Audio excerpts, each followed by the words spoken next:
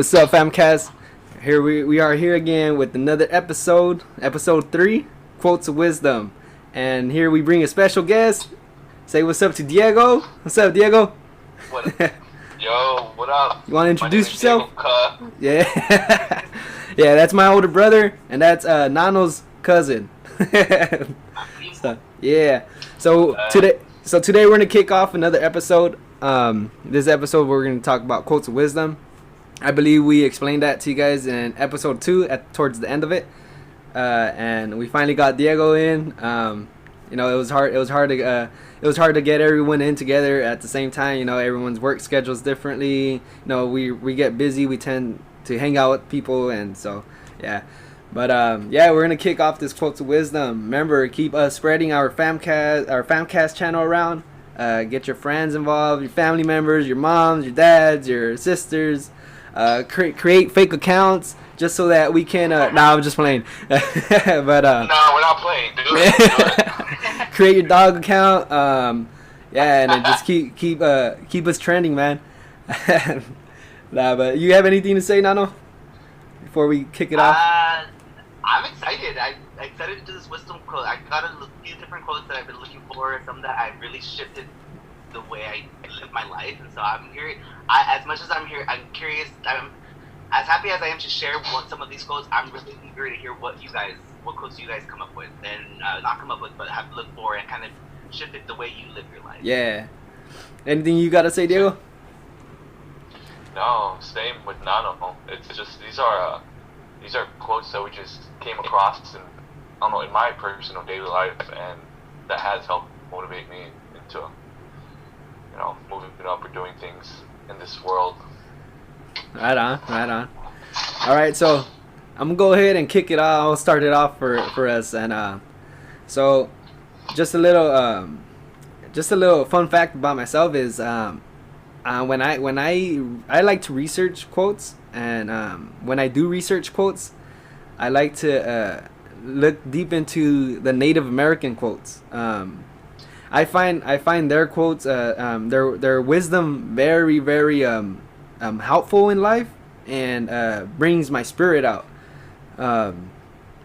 Ever since I don't know if I've explained it in one of our episodes, but there's a time where I came across this guy in Bakersfield, this homeless man, and he was a Native American, had native pride. He had native pride tatted on his neck.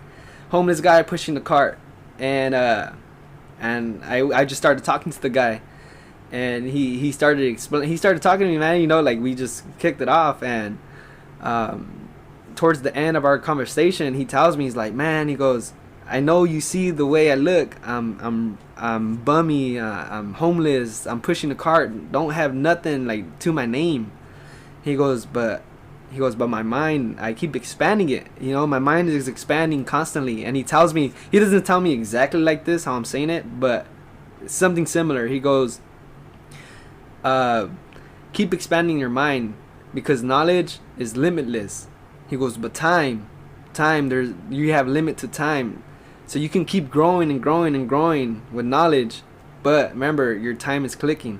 But he said it way different where it hit, and I was like, whoo, and ever since then, that's why I love Native American quotes.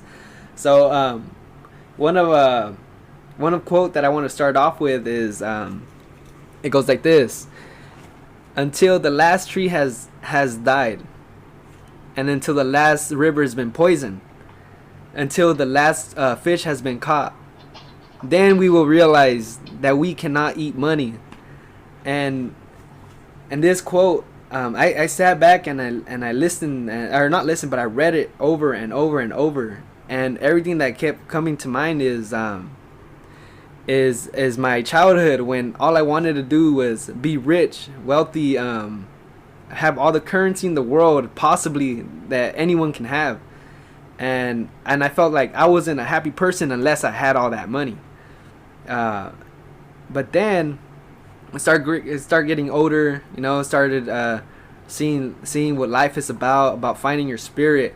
Because once you find your inner self, then that's when you're experiencing life and living life how it's supposed to be.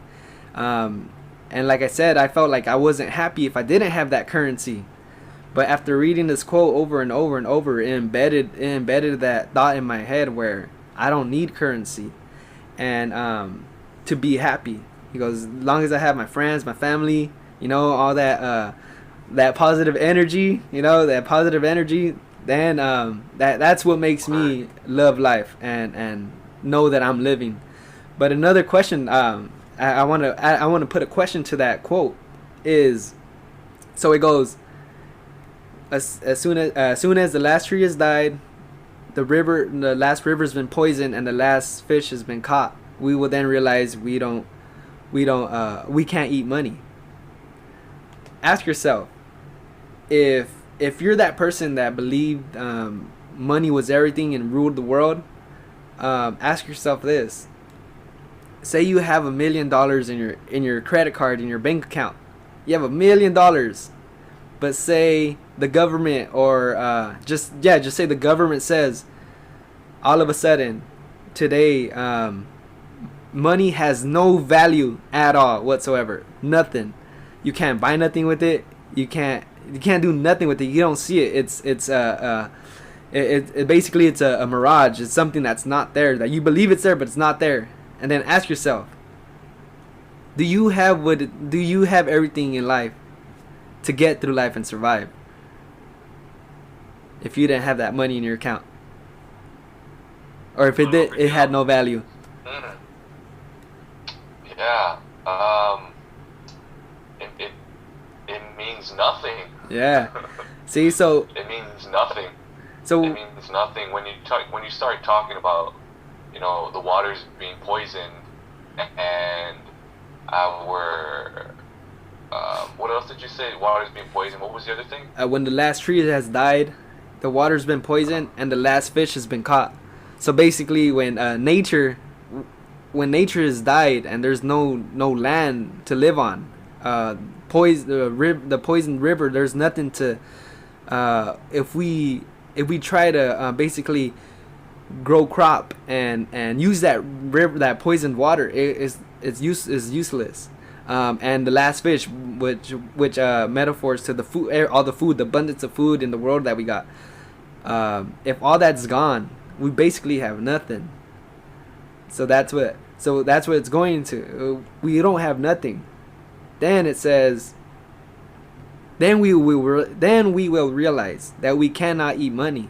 Money cannot be eaten, because of, that it's. Yeah. Well, money really means nothing other than, within our currency. So within the United States, our money means something in Mexico, but we have to exchange it. Yeah. Then it means something, in another country. But at the end of the day, when you don't have water flowing through our fields and you don't have fish flowing through it, there's nothing else you can do. What are you gonna do? Eat air? Yeah. No. Hey, the time to act, I feel, is now. And when it comes to surviving and saving our ecosystem, if we don't start with our emissions and the things that we're doing on a day-to-day basis that's harming our environment, we're not going to be here for much longer. And if it's not us, it's going to be our future family members. Yeah. And I think like to answer your question, like if I had $1 million in my bank account and that all of a sudden meant nothing, I genuinely would love to live that lifestyle. Like starting today, I would love to live the lifestyle of like not having to rely on unemployment to come in, or not having to rely on looking for a job that's going to sustain the lifestyle that I live. Like, because in all reality, I am happy without money. I don't need money to be happy. I have the experience of growing up not having so much money, but I had my mom, I had love, support, I had my Nina, I had you all, I had my cousins to support, just to be myself, right? Like just to have fun and play games and do all those things. Like all of that is what made me happy. It wasn't the financial burden that we had growing up. It was having my family there is what made me happy. And sure, I wanted to educate myself so that we can go into like a working class level, right? Go into that middle class. But that's because we grow up in America, like you're saying, we're classes here. We're completely classes. separate ourselves by whether we work or whether we do not work. And I would love to have a bank account that's $1 million. That means nothing. Because that's genuinely what I see in the world. People have $1 million bank accounts, and I don't know how happy they truly are. Yeah, exactly. I don't know how much oxytocin they're releasing in their body. Yeah, like I feel it when it comes to my body. And see that's why this quote hits me a lot, is because I was that person that wanted all that needed that money in order to be happy, until I came across this quote, and it changed my mind instantly. Like, I was like, damn, dude, like, I was one of them people where I needed that, or I thought I needed that to be happy, but I didn't realize how precious life is. Just finding your inner self, of your purpose of living and stuff like that, and rather than thinking it's waking up, making all the money you can, because you know, it's just waking up and doing what you want. Because if you wake up and do what you want, then you're a happy person. You don't want to wake up, do something that you don't want to do because you want to make all this money in order to feel happy, but you're doing these certain labors, all these jobs and stuff that you don't like doing, and then, but at the end of the day, you don't want to wake up the next morning and be like, man, because you wake up the next morning, you're like, man, I don't want to go to work, this and that, you know. So yeah. And I think when people have multiple jobs, it's because they have a goal, right? And sometimes in order to reach that goal, it involves currency. But I grew up the same way, with the same mentality. And you know, me and Chris, like, me and you are what, 6-7 years apart, and me being older, like, dude, I grew up with the same mentality as you can even ask Sochi would be able to tell you. Our sister, that our sister and Nano's prima, that I wanted a big ass house. I wanted all these cars. And don't get me wrong, I love cars. I just bought a motorcycle. Like, I love these things. But you know what? Me not buying this motorcycle would have made me, I think, sadder. Yeah, you would reflect back and think about it. Yeah. Yeah. But my biggest thing was like, fuck, I don't want to spend the money on it. I want to save this money for something else that that may come up. But me, I always grew up with that fear of not having money, and it wasn't until I got older where I started to realize, like, you know what, money ain't shit. Because when you can have all the money in the world, but if you don't have your mind, and if you don't have the loved ones and the people around you, then you really don't have anything. And now to touch on yours, on what you said about living that life with $1 million in our bank account, or no money in our bank account, and like, let's be real, like, we can actually do that, like, today, tonight, like, right now. But what's stopping us? It's that fear instilled in our brains that if you do not have money, you ain't shit. Personally, I really feel that way, and I think it's a horrible mindset that we've pushed onto our culture, but it's something that if people really wanted to, we could. Yeah. But it's fear. For me personally, it's fear. I agree because fear is what stops us to do anything. And I think that's one of the most unfortunate things about when cortisol is rushed through our body, that ignites fear. That's actually like a message that we want to listen to. We want to listen to that message, but because we're so fearful of acknowledging it, or because we grew up with toxic masculinity, we don't know how to face that fear. It becomes, well, I'm just gonna figure out how I'm gonna do it and then go from there. But there's a quote that I have. I hope I can find it really quick. You are the victim by the rules you live by. Jenny Holzer, an artist, thinker, and a blunt and brilliant. This book is actually from The Badass You Are. But essentially, again, you are a victim of the rules you live by. If you live by the rules that we need to have money in order to be happy, then we're constraining our own selves. Yeah. Exactly. Like we can start living that life today without fear. We can start living our life today without that idea that money is important. And I think that the more we liberate ourselves from that rule of we have to be successful, or let me rephrase that, we have to, if we can rephrase what success means and not equivalent to money, then we're going to be successful no matter what. And that, I think that's, you're right, we can start doing that today. Yeah. And here's a real life example. How old are you now? No, don't even say your age. Who cares? You're probably like in your mid 20s, right? A little bit. A little bit over. Who cares, right? So everything you've believed for the last 15 years, just go ahead and erase it. You erase it from your mind. Go ahead, do it. You can. You can. And Okay. the thought of not being able to do that kind of helps you realize, like, dude, how are you supposed to get rid of the 15 years or 20 plus years of this culture that we've been living by Yeah. for the last, decade or so? It's nearly impossible, but it's not. It's not impossible, but the example and the meaning that I'm trying to prove is that we have it in our heads that something is impossible when really, nah, we can start today, but it's fear.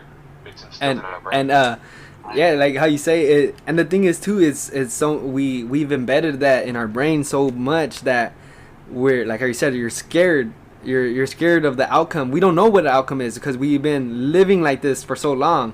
We basically got used to this, and it's like it's mental slavery, like your mental slavery, And Bob Marley had said this line.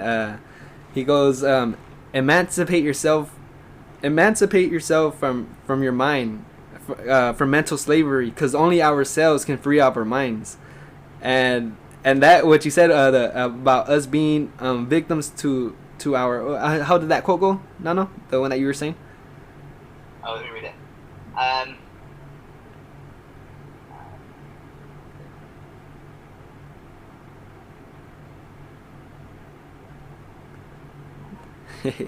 You are the victim of the rules you live by. Yeah, see, so you're the victim of the rules you live by.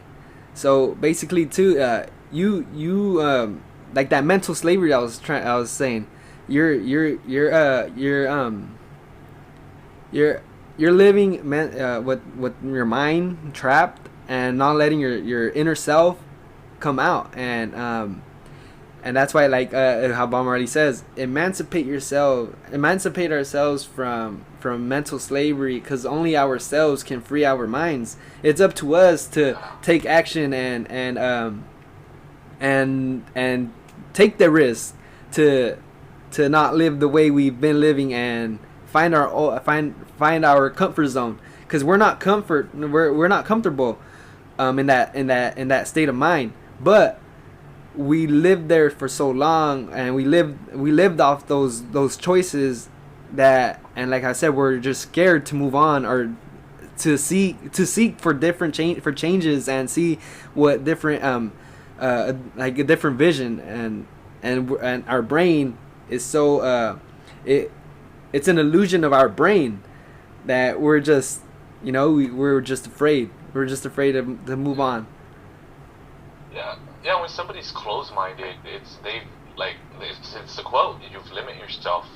You've created this fence around you where you don't allow other people's thoughts to come in. Yeah.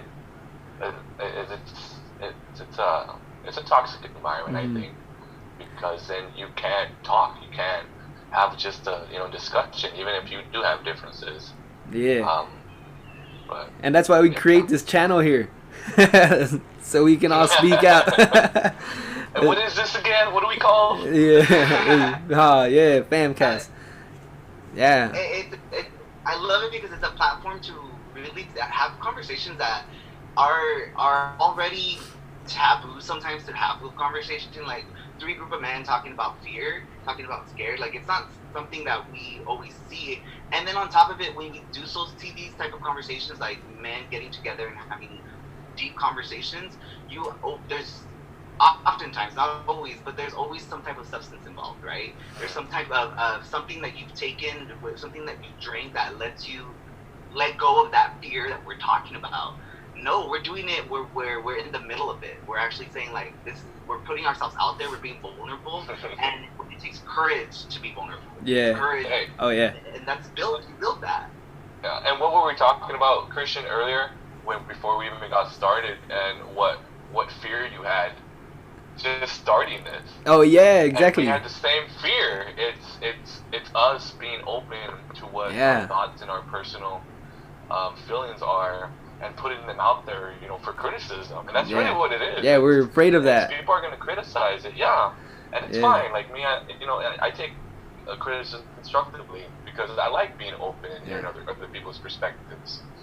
But yeah, I feel this is exactly what it is, and it's a good it's a good example on it. Yeah, a good platform to do it on. What fear is? It's what's the definition of fear? Fearing something that hasn't happened yet, but you're afraid of the outcome or something. Yeah. Like that. I know that. What it is? I have on that. How I took it out, but there's a response. It's like a letter from your buddy Scare, and it's from the curriculum that my mom teaches for her preschool. It's actually one of the quotes I'm going to be using from that same Dr. Becky Bailey. But it's like a full-on letter about your buddy, your feeling buddy Scared, and essentially it's if I can remember correctly, I am. Now it's not going to come to me, but I won't try to find it. It's going to take too long. But essentially, like, you're scared it's your friend. Like when you are ignited with Scared, it's your buddy hanging alongside you. You are not scared. Like me, when I'm scared, Nano is not scared. Nano has a feeling buddy Scared that's hanging out with him really, really closely, and that buddy is going to be my survival. Fear is your 911 call, your survival response. And if you didn't have that, that's when we need to be concerned. We need to be concerned when we don't have fear with running through our body, when we don't have Scared running through our body, because then our body's not trying to survive itself anymore. Our body at that point sometimes has been given up. Our bodies at that point sometimes we fall into things like sometimes substance abuse or alcohol abuse, right? Or just in general, we don't face ourselves. We can't look ourselves in the mirror. We wake up and we just go on through our daily lives. Like we become workaholics. We become, is that the right way to say it? Workaholics. Yeah. And we hide behind this this mask because we're so afraid to take it off. And that's so present. In that same curriculum, it connects anxious and scared as cousins. Anxious and scared are cousins because they're not the same. They're different, but they come from the same root. Yeah. Where scared is that present moment. You're scared of the bear that you see in the woods coming towards you. You're scared. You're anxious about your kids, your kids or your family not being able to be there with you anymore. Like, so you're anxious is something that's in the future tense, where you're scared in that very moment that's present. And like we say, present's a gift. So let's open it up. Let's That's a good one. That's a good one. I like that.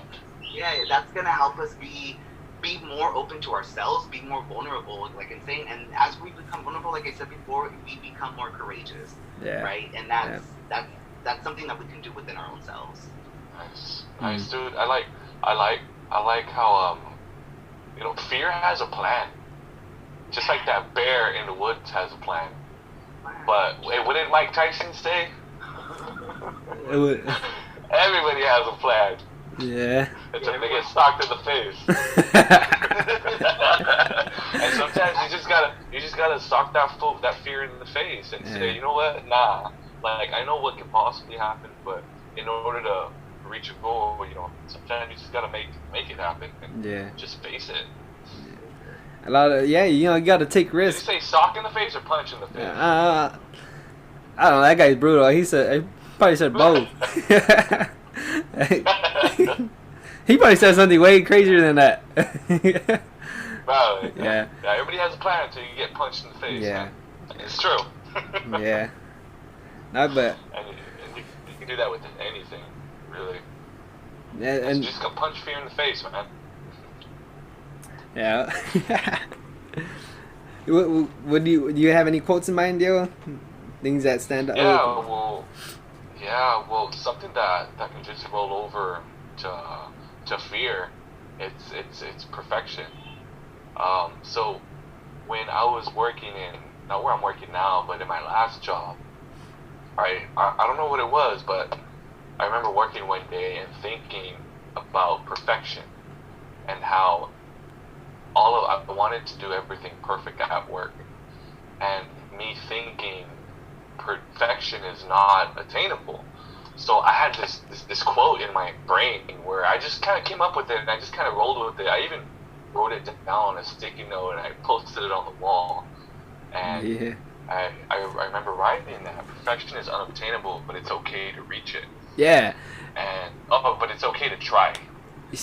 And my logic with that was that it's the realization that it's not going to be perfect, but if you try and shoot for perfection, you're going to do the best you can. Yeah. And so I looked it up, and there's actually a quote that's sort of similar, and I actually like this quote better, of course. But it says, "Perfection is not attainable, but if we chase perfection, we can catch excellence." Oh yeah. And Nice. yeah, right. And that word "catch" Catch. may stand out when I say who said this, and it was Vince Lombardi. That's Vince tight. Lombardi.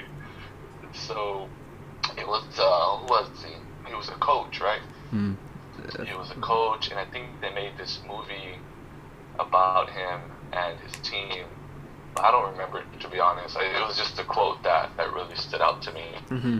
And since I read this, it's something that I've been sort of talking to people about and trying to promote. Because me, I like to promote like good vibes. And Oh yeah. I don't know, for some of you who follow me on Snap, like my snaps there's a lot of snaps sometimes, but Hey, but it's all positive vibe, all positive vibes. Out and just really enjoying yourself and being okay to be by yourself and be alone, and whether it's with nature or whether it's in your room or in your house or somewhere within a comfortable area, it's okay. And it's just sometimes we fear this perfection. We fear that we need more friends, we need more money, we need more things, and it's that again. This goes back to the culture of just instilling this fear to be perfect within a society. But what you can do is kind of control whether you are or you're not within a environment. So basically, we are products of our environment. Oh yeah. So if you surround yourself with people with similar views or even open views, as long as everybody's open about them, this fear of being perfect, you start to realize, like, damn, Yeah. we all have this fear, whether it's with work or with friends or whatever it is. Yeah. So I like it. I like that you said that because me and Nano did a podcast on philosophical questions, and one of the questions was, is there such thing, or will we ever live a perfect life? And yeah, and exactly what you were saying is what me and Nano were bringing to the table. Is That's another example, brother. We think the same. Yeah, and the thing is, what we were explaining is there such thing as a perfect life, or will you ever live a perfect life? And if I recall, I was saying that we know we can't reach that bar of perfect, that level of perfection. But I like that we set that bar so up high because it just makes us keep striving and striving. We may know we wake up every morning and know that we're not gonna ever reach that perfection level, but if we still keep striving and thriving for that level, it just makes us a better person. Because it makes us better than the person we were yesterday, rather than trying to reach that level, fail, and then not try to do it again. we had to roll with the punches. You gotta keep going and going and going, even though you're never gonna make it. But if you have that mentality of risking and overcoming your fear, then that you'll just become a better person yourself. So I like how you said that, because we did a podcast on that, the philosophical question, and that fit right in. This goes back to energy, and we are our own products of our environment. So we put people around us that give off certain energy, and it took us a while to hook this, to link us up for this podcast, but because we all had the same idea, we all wanted to do this, and here we are. It's kind of heck yeah. It's kind of cool. Yeah. I think that there's a level of everything. We were talking about this the other day. Everything happens for a reason. Oh, yeah. Legitimately, everything happens for a reason. If we try to fight it, if we try to fight what's happening in your current moment, then you're not necessarily living your life authentically, right? But if you live in the moment, you're there in the moment, and you accept it, you open yourself to so much more possibilities. Eventually you go from this self-sabotage cycle to a cycle of success, cycle of self-success. A cycle of self-sabotage is gonna provide lose-lose, right? Where you have that dominant structure and the passive person. But that cycle of self-success is accepting your present moment, accepting what environment you're in, where you're at, and then providing win-win solutions for them and the other. And if I could, can I go into my quote? One of my quotes? Yeah, heck yeah. One of my quotes is, like I said, it's Dr. Becky Bailey. It's on the beginning of one of that book's Managing Emotional Mayhems, and it says, the release of judgment. The release of judgment is the willingness to let go of all preconceptions about what should be, how it should be, and when it should be. Releasing judgment means learning to be honest with ourselves. It allows our knowledge to evolve into wisdom and moves us from defending to trusting, from separateness to interconnection, and from fear to love. When I first read that, I thought to myself, wow, if I had just surrounded myself with people who release judgment. And I thought to myself, well, that's not what the quote's saying. Accept where you're at. If you are the person to start releasing judgment, people around you, little by little, will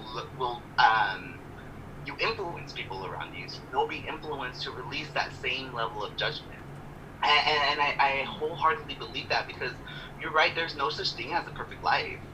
But if we strive and we continuously strive for our perfect life, we might just get there, right? We might just get, like, if I strive to not make $1 million, I guarantee you I won't make those $1 million, but I will make myself happy without those $1 million, because that's the type of judgment I have chosen to release. I release what money means and separate that success to money, and now I've interconnected it to my own happiness, my own self, and that's going to make me far more happier. And the ability to do that, it takes releasing the judgment, right? Releasing these norms that we've had socialized in our society.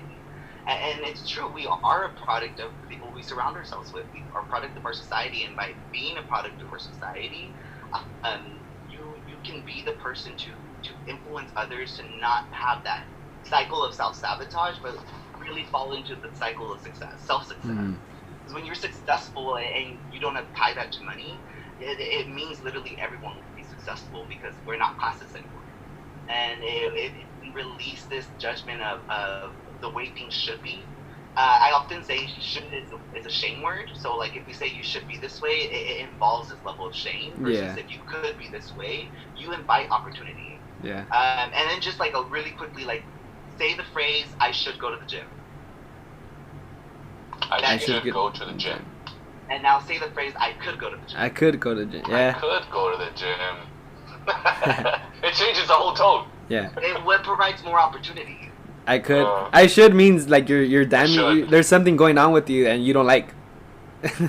when you say I should. Exactly. Yeah. And there's the level of shame. There's also a level of judgment that comes with that. Yeah. Like, oh, I didn't go to the. If you don't make it, start there. Oh, I didn't go to the gym or and it can be literally with anything. There's times in your life like where the word should is really healthy to use. I can't think of anything right now, but there's moments in our lives like when we want to physically change something, we want to use like a more intense word that's going to help us. But when it comes to something like going to the gym after you've had a really long day of work, shaming yourself is not the best thing to do in that moment. Providing yourself with more options, with more opportunities, it's so much healthier. But then like we start looking at you like we're raising the next generation, right? You should be successful. Well, you could be successful, but you know what? Life actually has not provided you with the right resources to provide you success, right? We start looking at even things like racism. Why folks who, why we have such a high minority population inside prison cells? It's not that they shouldn't be in jail. It's just that they didn't have the proper opportunities that other folks have had to reach that level of success, right? And so I think that when we release judgment, we're letting go of this entire thing of fear, and we're really moving into the aspect of love, because love is gonna be what unites us. It's gonna be what unites our own selves within our own insecurities. If I love myself, then I'm not gonna say I need a haircut right now. I'm gonna say I love my hair. I'm gonna flop it around and my hair might be free, right? Because I love myself. I'm not gonna shame myself. And it's interesting when I went to a party like a small gathering with my friend's 5-year-old birthday party, and somebody that I hadn't seen since high school, and I graduated high school in 2011, so wow, 9 years, almost 9 years since I've seen this person, maybe haven't had much interaction with this person, and the first thing they told me is, dude, you should get a haircut. And I thought to myself, but I love my hair. Why would I enjoy it. This is not a quarantine cut. I let my hair grow since December, before pandemic season. Like, homie, I did this on purpose. Like, what do you mean? I know. Yeah, exactly. So I know it's growing. This person clearly didn't release judgment to themselves, and so they projected that onto me. Yeah. And in that moment, I just took love, because I love my hair, and I was like, nah, my hair looks great. Yeah. It really just rings home true to how much judgment is around us. And then one last thing, it says, what you don't change, you choose. It's an anonymous quote that I read on the internet. What you don't change, you choose. Mm-hmm. And so I'm choosing not to be judgmental. I'm choosing to release this judgment that has been embedded within me. And when I catch these levels of judgment, say, you know what, check yourself. Because if you don't check yourself, then other people might not recognize it, and then go off judging their own selves. I like that. If Nano, like Nano, you should cut your hair, and your response could be, well, I could cut my hair, but yeah, I like that you said that. What you don't change, you choose. That's true, because if you don't have, you basically accepted that. You accepted that. It's a consequence for acceptance. Yeah. So, yeah, dude, I like that. That's tight. Yeah, and you either run with that, like you either run with the consequence, or you change it. Because and it's different if you were getting into something that you didn't necessarily understand yet. I can see, going in blind on something and not knowing, but when you know something and you know what the consequence can be, it's like, yeah, hey, you're choosing to reap the benefits or lack thereof. Yeah. There's this quote I wanted to say too. It's not even it's a quote. It's another native quote. There's basically this guy, his name's Little Hawk. He's part of the Micmac, I believe it's Micmac tribe or something like that. And this guy, Little Hawk, talks about mistakes basically, or not mistakes. He talks about taking props for what you did, it's good. You know, walking up, chest up high, head up high. But basically, he says this, but his grandma tells him, he goes, look, little Hawk. He goes, you shouldn't take props for what you've done is good. Take props for the mistakes that you have done, because we were already put on this earth to do good. We were expected to do good already. He goes, don't try and reach for a golden star. You know, a golden star means nothing, and basically says a golden star means nothing, but your heart, that's your golden star. And I was like, oh, they and I like that quote because it's true. You know, we don't see the mistakes, or we're afraid to see the mistakes and the that we commit, because we automatically think it's bad. But like in the other podcast, I was talking about how there's mistakes like my older siblings made, and I've seen that, and I know, and like how I was saying, I know Diego ain't mad that I acknowledged that, and I realized it's a mistake that they made, but I've learned not to make that same mistake, and I know they're proud of that. And so yeah, that's why I love this quote, because don't be afraid to make mistakes, because that's another part of fear that we're scared to overcome. Because if we make a mistake, we know what failure is. Now we know what we can. Now we know what we have to do in order to overcome that failure or that mistake and make right. But yeah, he says basically stay humble. We gotta stay humble. Don't always be like, yeah, I did that. Yeah, that's me. And then everyone's over there shaking your hand, patting your back. That means nothing. He goes, but what means something is when you overcome that mistake, and you share that wisdom with someone else, and say, like, basically say, hey, that this is gonna happen when you commit this mistake. But this is what I figured out, and my experience is, this is how I overcame this. How about you try that out? You start passing on that wisdom to everyone else. And that's why I like that quote.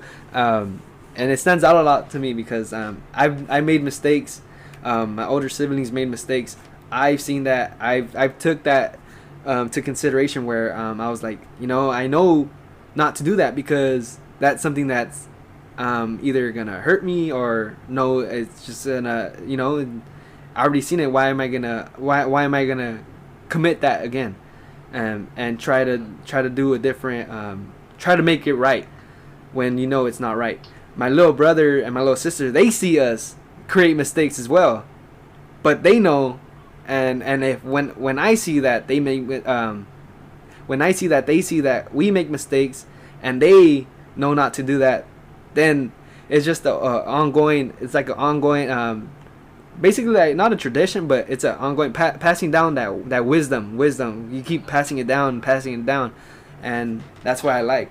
And that's why I like this quote, and how the grandma said that to Little Hawk, because it's cool, man.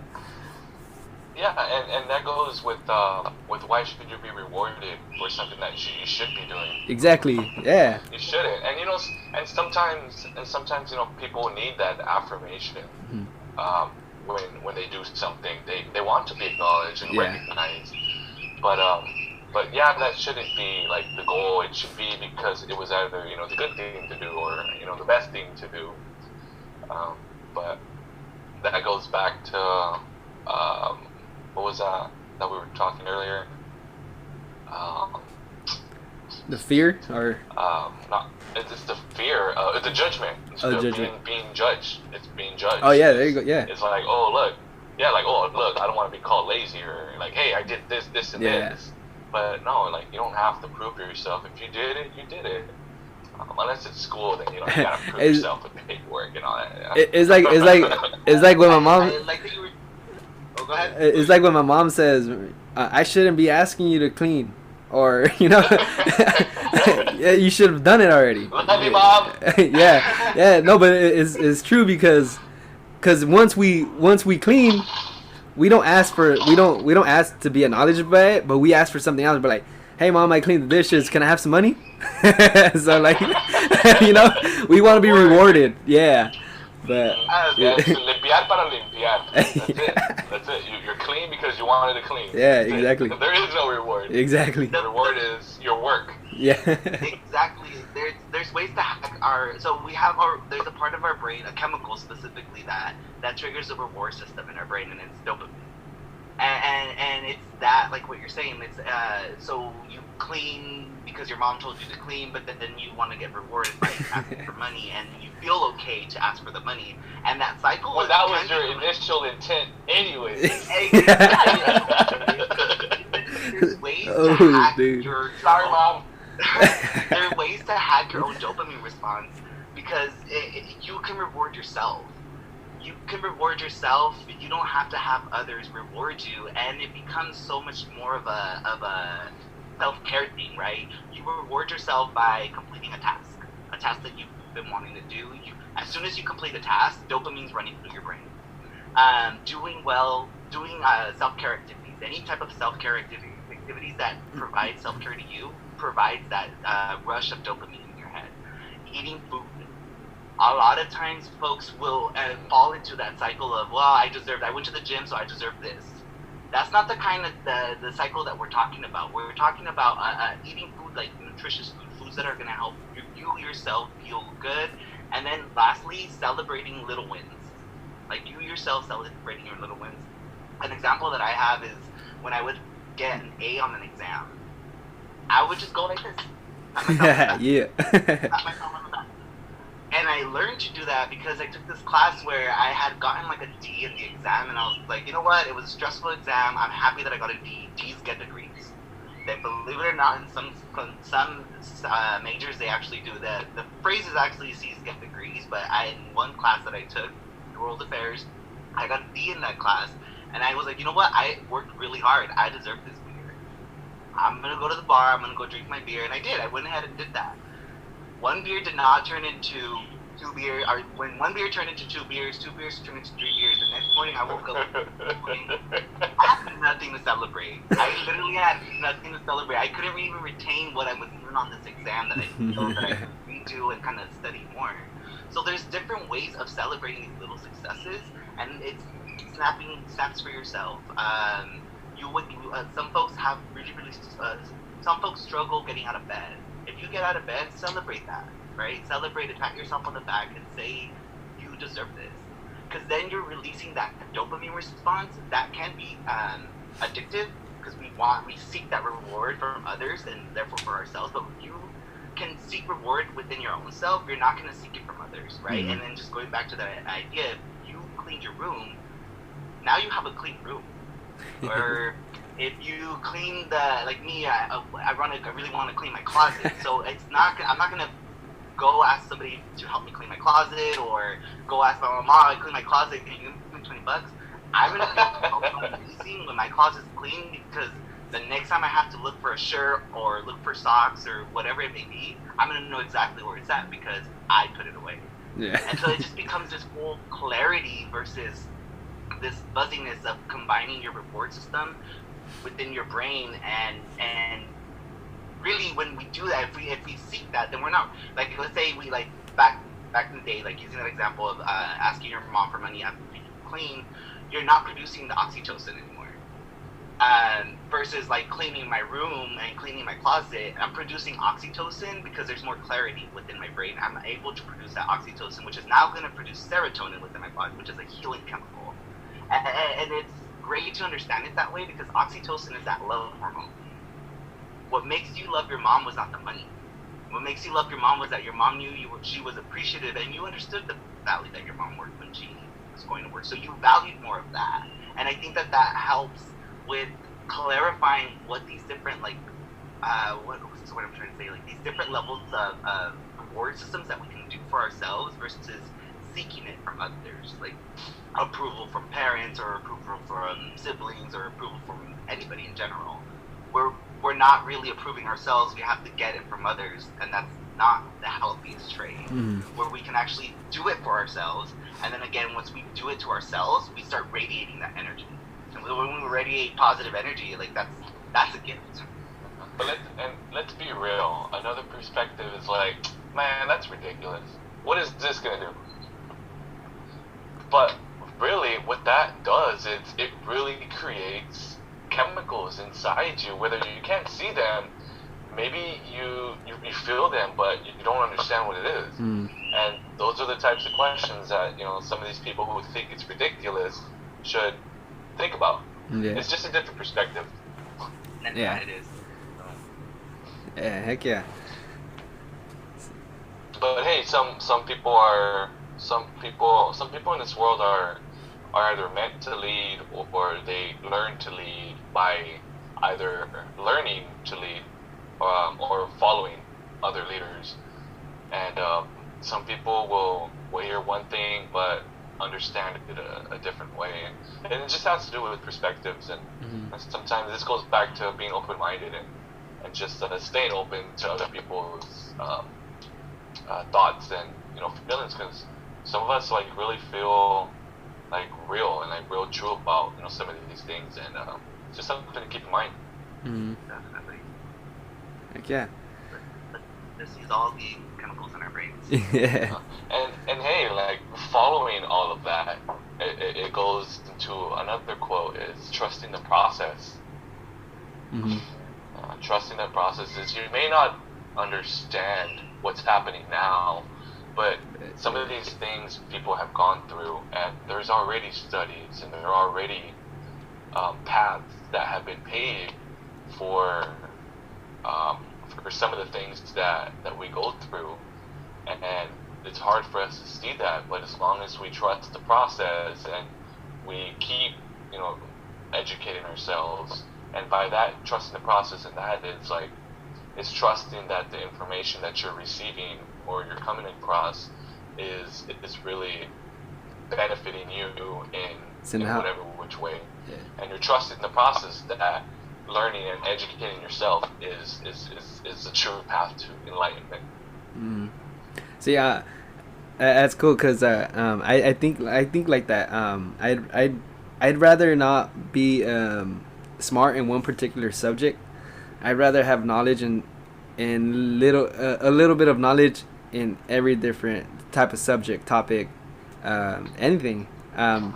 Just because if I become just glued to one certain subject and become very knowledgeable with that, who knows if that's ever gonna help me out in the long run.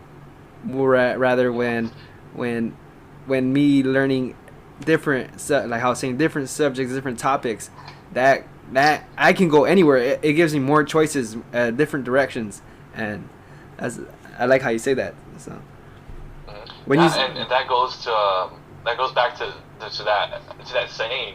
I don't know. There's a second half to the saying. I'm trying to remember. Maybe you guys can help me. But it's a jack of all trades, master of none. But there is a second part to that basically says that the people who have more skills, the jack of all trades, they're not going to be masters of any of these. But if you have tools that can help you master something, then that when you compare that to one person who has just one skill set, it's just there really is no comparison, really. Yeah. You have one guy who can do 10 things versus the guy who can do one thing okay or good. Yeah. I mean, this guy who does 10 things can, I don't know, network, and have another guy who can do another 10 things, another guy that does 10 things, and blowing this guy who can do one thing out of the water. They're I'm a believer of being a jack of all trades and master of none. Christian, you're a good example. Yeah. You do everything. Yeah. From See, tattoos to podcasts. Yeah. See, you know what's crazy. You know what's crazy that And you stand out because of that. I think one of the great things about being multifaceted is that people recognize you for that. People will look for you for that. People are gonna strive to not necessarily want to be like you, but say, you know what, that's I can do that skill. I can do it because I saw this person do it, and I'm gonna learn that skill. Yeah. But they already have their different gifts that they come with as well.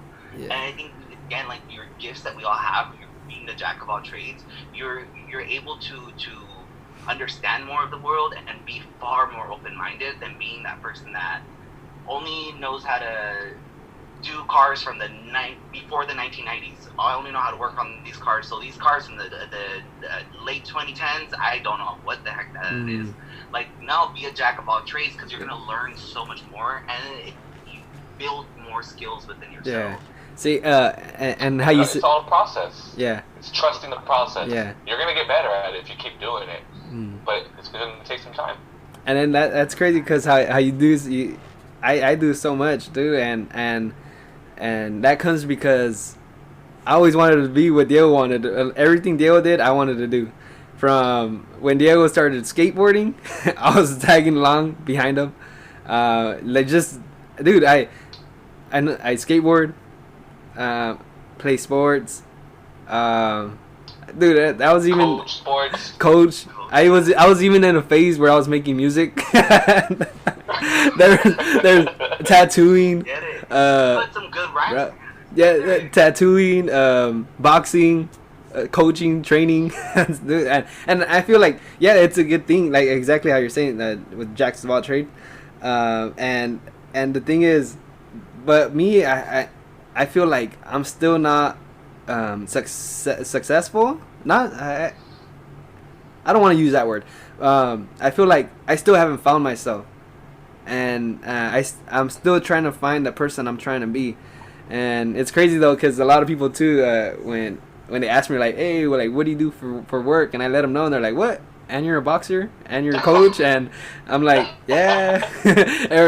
or I remember a couple of days ago, I was at lunch, and I seen these little kids in the back of the clinic. They were skateboarding. I was like, hey, dude, I go, let me use your board real quick. And then I started doing some tricks and stuff. They're like, what the heck? I'm like, so yeah, just because I have scrubs on, though. But exactly, and it's growing up. Remember, just growing up and watching all these videos of cops and firefighters, just random people in suits getting on a skateboard or getting on a bike. Exactly, yeah. And fucking bar spinning, or doing 360s or kick flips, or there's just these random people that had a childhood, and grew up, and my bikes and my skating and my rollerblading and and all of these things that just kind of I didn't stop doing it, because as I got older, I went back to these things, but you kind of tend to prioritize in what it is you're doing. And for me, like, I was growing up, I didn't realize that people were watching me, but I did. And I had Christian, and I had Ponchito, and I had all my other family members, and I had friends who Nano. were actually paying attention to me. Yeah. And that's something that as a kid you don't really realize. Yeah, you don't how realize many people you really influence, and basically it's just you just do what you do, and as long as it's good, then keep doing it. And how you say that, because we're the block that we grew up in Early Mark, that block in on the east in the Primaveras. I remember my mom saying like, you're over there, you're playing with Kenny and them, and like, and these kids, dude, my friends, they all grew up, and they still tell me to this day, like, damn, bro, like, I remember when you taught me this, or how to throw a ball, how to catch, and or how to fight. Dude, we had the kids fighting. It was crazy, dude. Our childhood was crazy. The real Christian, I know. The roll on Fight Club, bro. I know, but yeah, dude. But that was another thing is, as when I got older, I started doing things like I started, MMA, and I was working, and then I was going to school in Visalia, so I was doing mixed martial arts in Bakersfield. I was working at Save Mart and Clinic of Service, and I was going to school in College of Sequoias in Visalia. And while I was doing all that, I was still doing, like, when Christian was doing music and he was writing music, like, shoot, we were spitting bars. Yeah. Maybe I wasn't that good, but hey, I had some influences growing up. Yeah.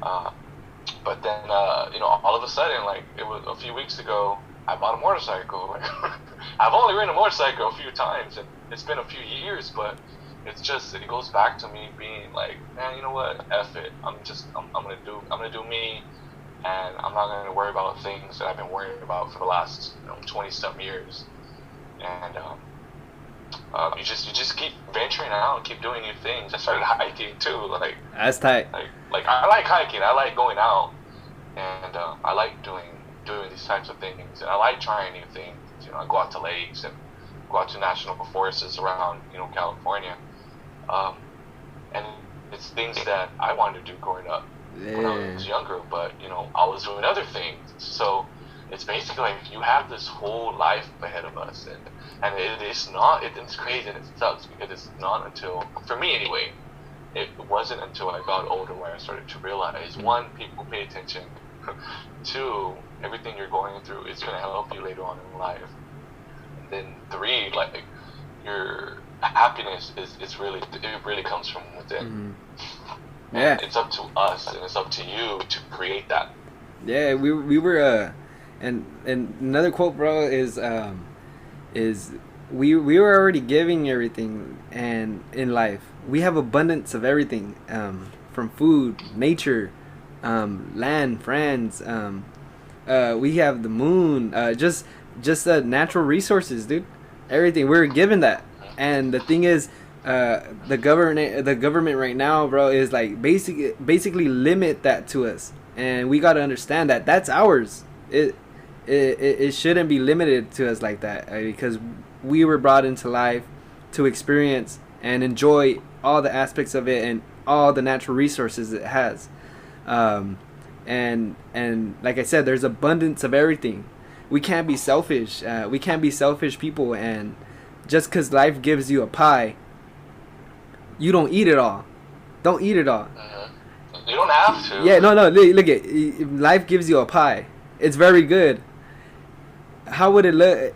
I would feel much more better of a person when I receive this pie, and I see other people around me, and I share it with them, because I want to share what makes me feel good. Maybe they like the same thing, like I want them to experience the same thing and enjoy life itself.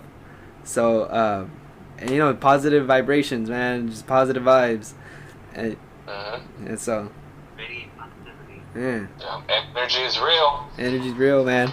Yeah. Energy is real. Good vibes only. Yeah. I have one with John Lennon. It's living is easy with eyes closed, misunderstanding all that you see. Ooh. I saw that one. Yeah. I love to get thanks to Keen, actually. Shout out to Keen. I genuinely think that a lot of us live that way. Back to this mask of toxic masculinity, going back to just the way we see ourselves, or lack of ourselves, we project it onto other people. And I genuinely believe, who has the ability to open whose eyes? I don't have the ability to open your eyes or your eyes. I only have the ability to open my own eyes. Yeah. And when I open my eyes, I see you. I don't just see me, I see you within ourselves. And when we see from open perspective, you're limitless. You gain more opportunity, and so see with your eyes open, don't see with your eyes closed. And I think that nobody has the power to change someone's perspective, change someone's life. You can only change yourself. Yeah. And by doing that, then we can open ourselves to more opportunities. Yeah. Hey, for those who are wondering what toxic masculinity is, give us what is it exactly? Not exactly, but give us a little example what it is, right? What we do without actually knowing we're doing. What is it? We do it without actually knowing. Toxic masculinity in itself is this idea of masculine, right? We have this masculine culture in our society, but it becomes toxic when I was giving an example yesterday, Christian. If you can remind me, an example of toxic masculinity could be when let's look at machismo, right? Yeah, we were talking about machismo. That is a masculine trait, right? The man being able to grow a beard, where the woman might not have the ability to grow that beard. But being toxic is gonna be, well, you don't have a beard, so I'm more of a man than you. Yeah, exactly. Nice. Okay. And then let's be frank, we're all equally men. There's no, I'm not more of a man than you. You're not more of a man than me. Another example will be a doctor is a male and the nurse is a female. That idea that men have to be a certain way, and if they're not, if they don't meet that criteria of what it means to be a man, it becomes toxic.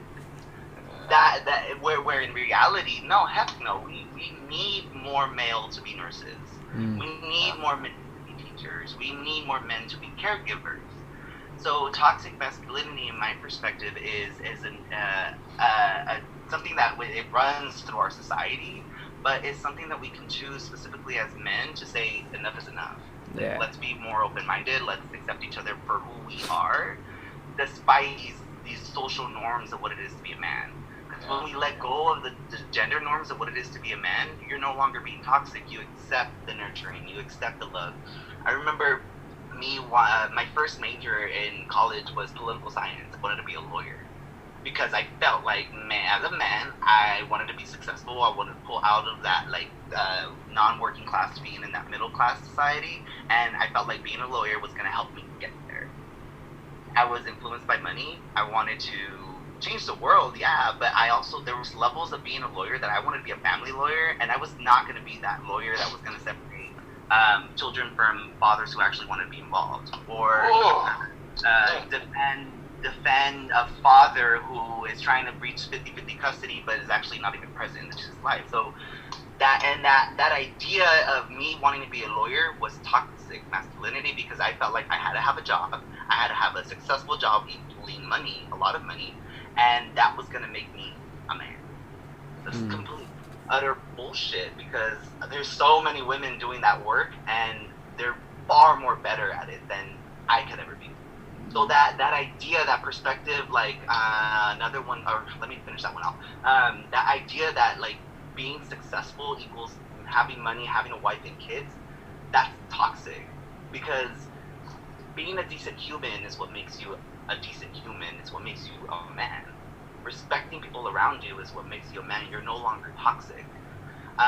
When you're no longer in that cycle of self-sabotage, when you, as a male, allow yourself to be vulnerable with your own emotions, you're no longer being toxic. When you're feeling pain and you're trying to hide that pain, you're being toxic. So allow that pain. Don't fight the pain. Allow that pain to progress. And that reality is, it looks so differently within us, because we grew up with toxic masculinity, but we can the way we were programmed is the same way we can unprogram ourselves. When we start recognizing that I'm feeling sad, naturally when I've lost something that I loved, I'm gonna be sad. That's the response that my body is talking. I have to learn how to welcome that. I have to be vulnerable with that emotion, and it's not gonna be sitting by myself in a room by myself. Because when you lose something you love, what do you do? The best thing to do is to surround yourself by people you love. Surround yourself with the things that you love, so that you are healing that loss of a love, whatever that love is. And a lot of times we don't know how to do that, and not knowing how to do that, it ignites this toxic within us. Yeah. And it doesn't mean that when you're toxic, you're going to be toxic for the rest of your life. Heck no. I don't believe that. I believe in change. I believe in the ability to change. And I think that there's things that we can do to shift the paradigm. To say, you know what? I need to be vulnerable at this point. I need to nurture myself. Estrogen that I have running through my body is going to help me do that. Yeah. Because we have estrogen and we have testosterone. All species do. And me being nurturing is actually going to make me more of a man, right? Shifting the thought cycle into me crying is going to help me heal myself. No me tengo que aguantar, because when I cry, it's me giving myself that little opportunity to say I'm human, and by being human, I'm going to learn how to get up, because I'm going to remember I have 2 feet and they're going to help me get up. So allow me to cry, give me that space to cry, but also help me get up. right? No, don't call me the cryberry baby or eres vieja por chillón. Yeah. You know, those traits can be toxic because Yeah. they don't let the human be themselves. I think the last form of toxic masculinity that I see is man has to marry a woman, and I 100% disagree with that. You choose who you want to be with because that person supports you and allows you to be you. That's love. Not loving somebody because society told me I have to marry this person. I went to high school and I dated girl after girl after girl. I was toxic. I'm not saying I was toxic in the sense of abusive.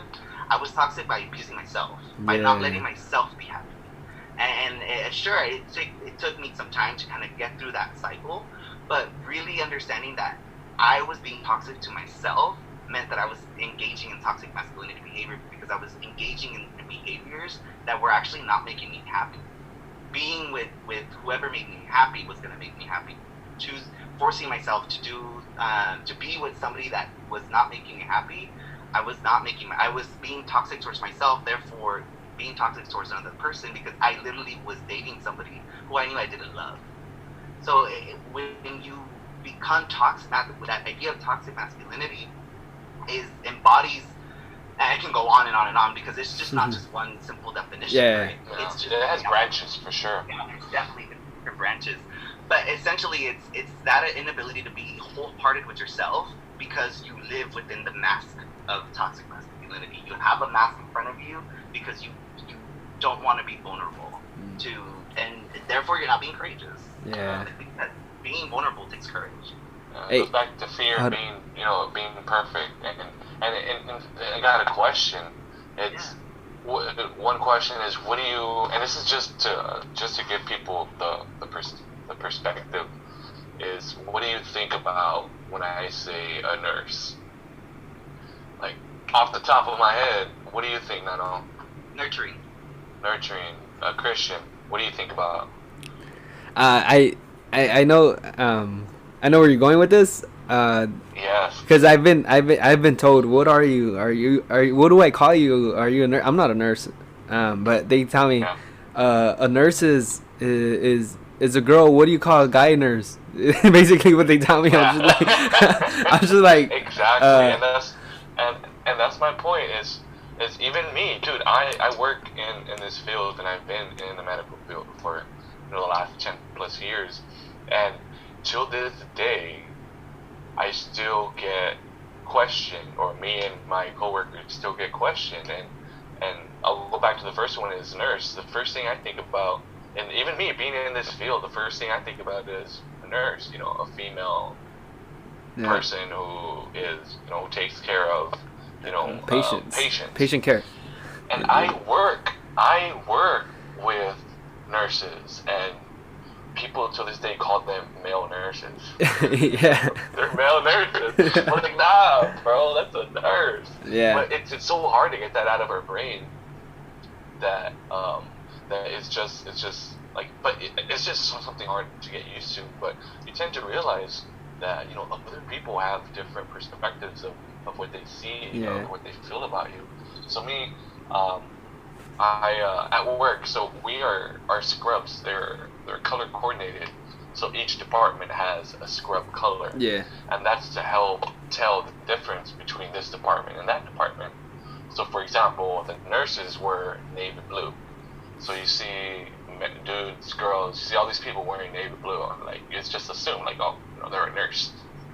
Then you have our department, which is the laboratory. We wear a purple, or it's more like an eggplant.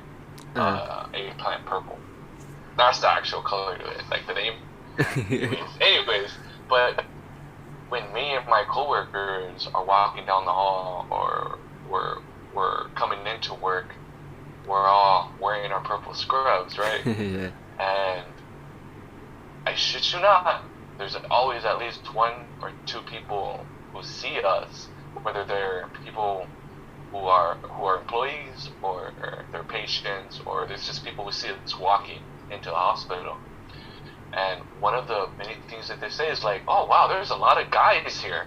There's a lot of guys wearing scrubs. Oh, there's a lot of guys you know, drawing blood, or there's a lot of guy phlebotomists. And I think like, and I started looking, and I started realizing, like, damn, like, yeah, there's only 3 guys and there's 30 girls. But then I started working, in a different place, and it's the opposite. Well, no, I can't say it's the opposite, but there is more guys than there are, in the other places that I've worked. When I was working for Clinica Sierra Vista, I was, how old was I? I was like 22. I was the only guy in that clinic working there, and this was in Delano, across the street from DRMC. Oh yeah. I was the only guy, and there was another girl who was my age, but she was a girl. So it was me, her, and everybody else was 40 plus years old and older ladies. So I felt like, it's like, I don't know if they just took the initiative, they took that nurturing, that mama goose mentality, so to speak, but they like took me up under their wing, and because I was so young and I was so curious, and I had a million questions, they helped me become who I am today. And I don't know if it was because I grew up with my mom and my sister. I grew up in a household of with girls, and then it was me and Christian, but growing up with my mom and my sister, like, it just kind of helped, I think, develop that sense of communication when it came to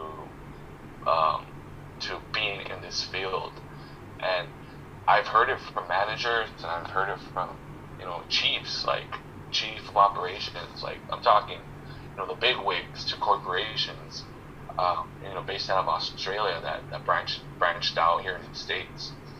And what I've heard, and what they've all had in common, is that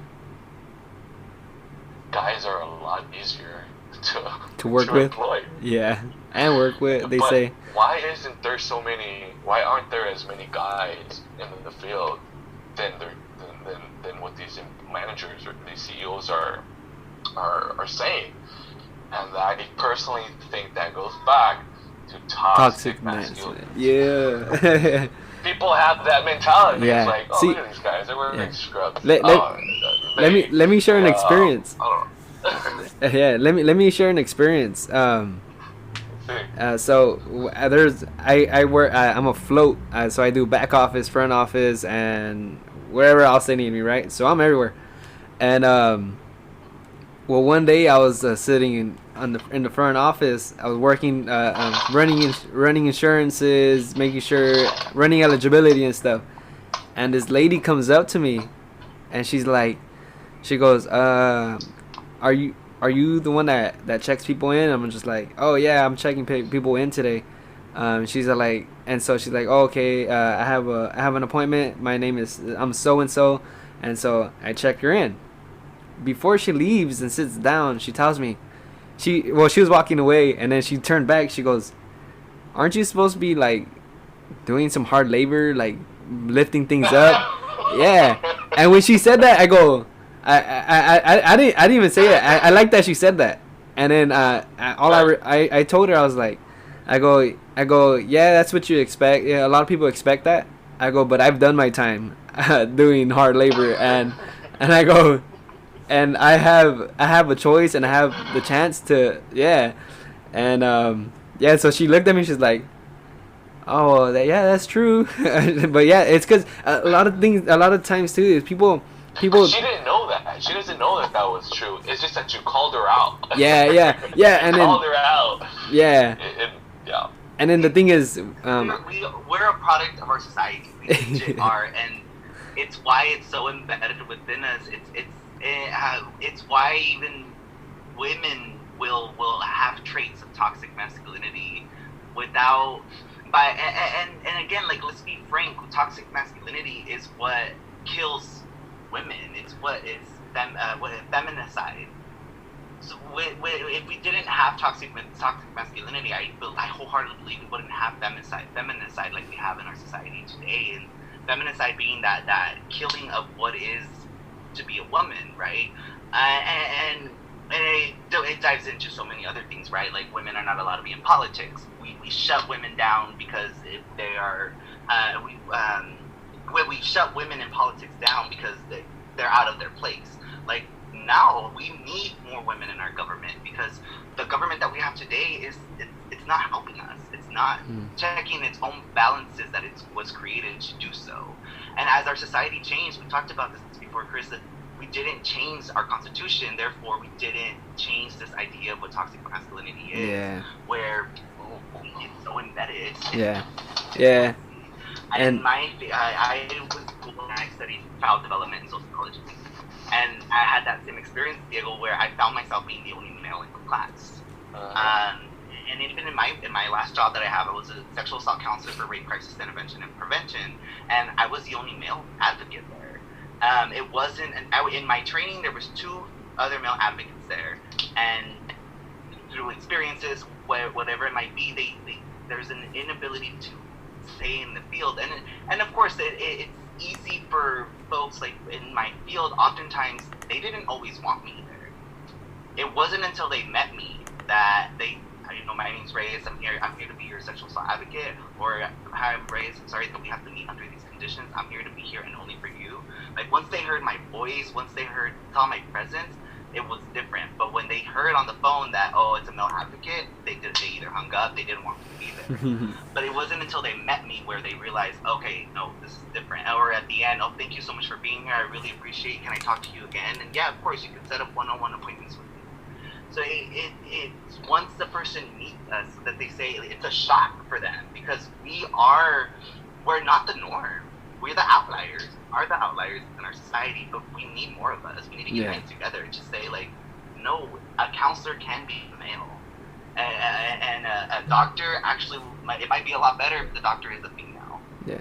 And so I think it just shifts the way we're shifting the way society sees us, and I think it's beautiful sometimes when people see us and are standoffish, and then like I said at the end, they're like, oh my God, thank you for being here. I appreciate you being here, and it shifts that whole paradigm of toxic masculinity where I'm not just being a man, I'm actually being a human in the field that I'm in. Yeah. Hey, give me a little bit. I'll come back right now. Hold on. We're running out of time. That's why. Hold on. Okay. Let me get the charger. Hold on.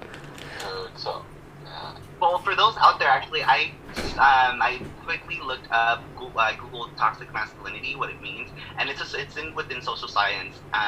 It refers to traditional culture of masculine norms that can be harmful to men, women, and the society overall. This concept of toxic masculinity is not intended to demoralize men or men's attributes, but rather to emphasize the harmful effects of conformity to certain traditional values like gender norms.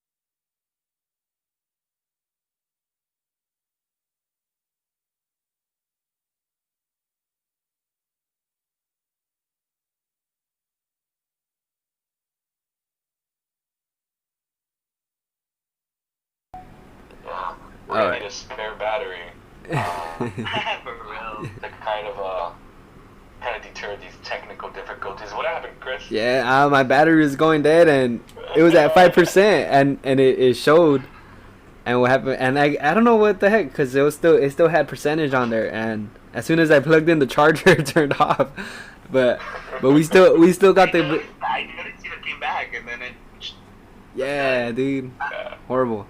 I mean, hey, we're still learning how to run this podcast properly without any difficulties. So now that's a good experience.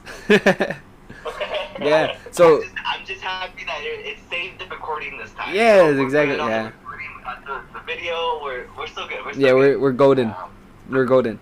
So finish up what I was saying in that last little clip. Yeah.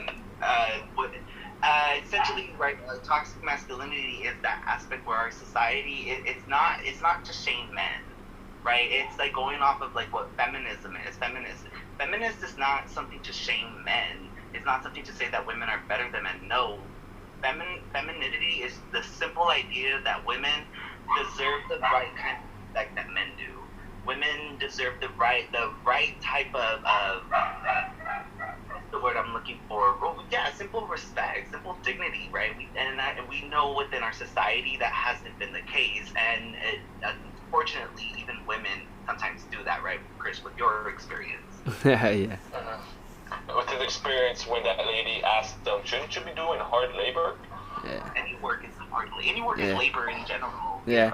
And you know what? You know another thing is too.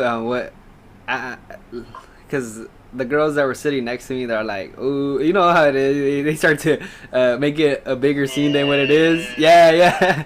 But then I told them, I was like, man, you know, like I worked in agriculture. You know, I've picked grapes. I've tied vines. I cut vines. You know. I did all that hard work before, and I also done tree trimming removals, all that stuff, and that's some hard labor. And yeah, I mean, I see why they say that shouldn't you be working or doing hard labor and this and this and that, and it's because they, like how we're talking off this recording, I was saying is because they see this from movies and stuff, and all you see is hardworking men in warehouses, factories, soldiers, just what are those called, lumberjacks, you know, like that's all that hard labor that everyone expects because they seen that from their times. And this lady that told me that was pretty old. And so I understood. I didn't take it like offensive, because I know. You saw it as an opportunity. Yeah, exactly. Yeah. You know what? Hold on. Let's see. Hold on. Give me a little bit.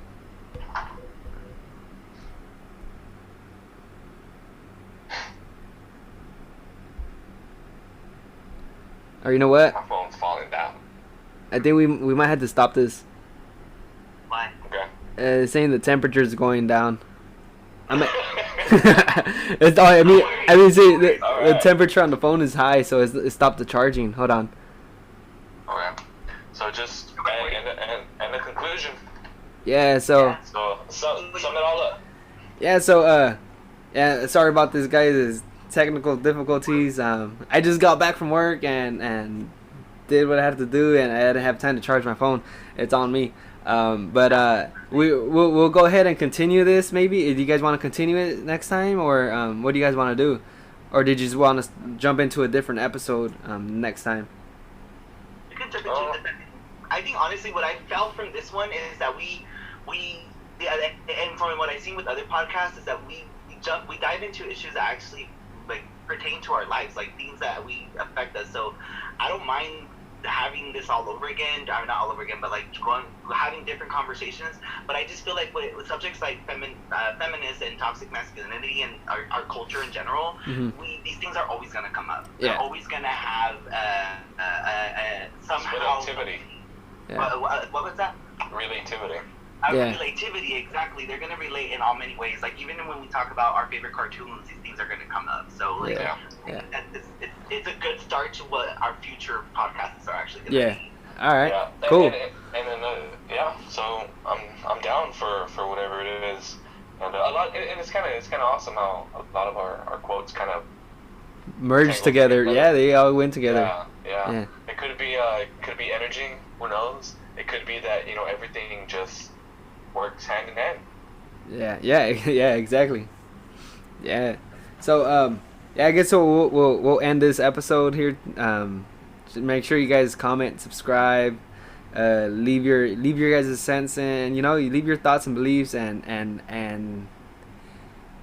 try to quote on or try to comment on the quotes that we're talking about, and see how that makes you how that makes you see life, or what that quote makes you feel in general in yourself.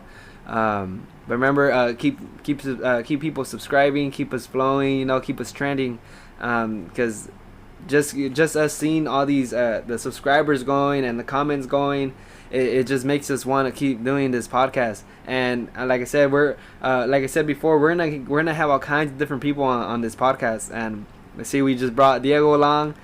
He's gonna be part of our podcast as much as he can. Just depending on if we can fit the time in together, that if we all can find the right time to do it all together. But yeah. As an example, I gotta wake up at 2:30 in the morning, so. Yeah. But we'll make it work. Yeah. This was fun. This was really fun. Yeah. So, future podcast, man. What is it that we're gonna be? Oh yeah, our next podcast. I mean, one of our cousins wanted to do one as well on aliens. Who knows when we'll get to that topic. That's gonna be a very interesting topic.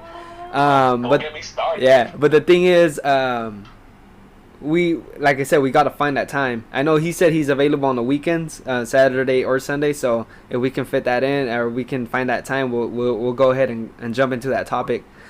But another thing is, our next podcast we're gonna do with Diego is oh, you know what, Diego? We actually had another one as well. Is childhood memories. We want to do childhood memories too. So we want to do that. So if you're down with that, with that one, we want to get a little bit more people in it, just because it keeps it going. Yeah, awesome. yeah. And then but yeah, Dude, yeah. There could be memories that they remember. That Yeah. we remember. Yeah, I always wonder what it is that people remember. Cause Yeah. You don't realize how much people pay attention until. Exactly. Yeah, and then so that's another one. So we can probably merge that one in with the topic we're gonna cover originally, and that topic is we're gonna compare cartoons we grew up seeing, and we're basically gonna debate on which one's better and why, and we're gonna see which one basically which one is, like, for example. Now, you know what? I'm not giving you no example. I ain't gonna give no example. But yeah, we're just gonna debate. Yeah. We're just gonna debate on cartoons. Yeah. Hey, just to sum it all up, hey, just stay open, stay focused on whatever it is. But just to let this last quote simmer is. Yeah. It's either you gotta change the people, or change the people. And I really feel that's what's happening in this world today. And it's just what happened hundreds of years ago, even decades. It's the past, and now it's time to change and move forward in whatever it is you believe in, and be your own product of your environment. Stay influensive. That's even a word. Yeah. It works. But just be open to other people's perspectives without getting upset. Yeah, exactly.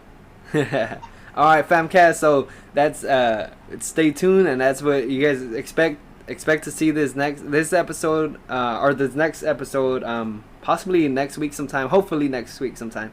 And yeah, keep sharing our content. Hit that bell on that subscriber button, because as soon as you hit the bell, as soon as we upload a video, you're gonna get that message just to your email or wherever you're receiving it, either YouTube or your email.